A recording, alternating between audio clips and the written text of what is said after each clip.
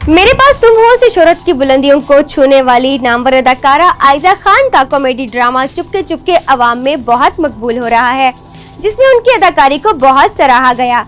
हाल ही में आयजा खान ने Namvar fashion designer Nomi Ansari का ब्राइडल शूट करवाया, जिसमें वो राजस्थानी दुल्हन के रूप में नजर आ रही हैं, जिसे सोशल मीडिया पर बहुत पसंद किया जा रहा है। मशहूर मॉडल सदफ कमल शहरोज सब्जवारी से शादी के बाद अक्सर ही न्यूज का हिस्सा बनी रहती हैं। शहरोज सब्जवारी की ये दूसरी शादी है। उनकी शादी पर ज्यादातर फैंस ने उनकी साबका बीवी सायरा यूसुफ को सपोर्ट किया और उन्हें बहुत अरसा तक तनकीद का निशाना बनाया। इन सब बातों के बावजूद इनकी शादीशुदा जिंदगी बहुत अच्छी जा रही है। हाल ही में एक इंटरव्यू में शहरोज सब्जवारी ने राज बताए सदफ कमल की फिटनेस के।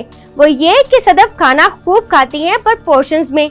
दिन में 8 बार थोड़ा थोड़ा करके खाना खाती हैं, जिससे उनका मेटाबॉलिज्म तेज रहता है और यही वजह है कि सदफ फिट और स्मार्ट नजर आती हैं।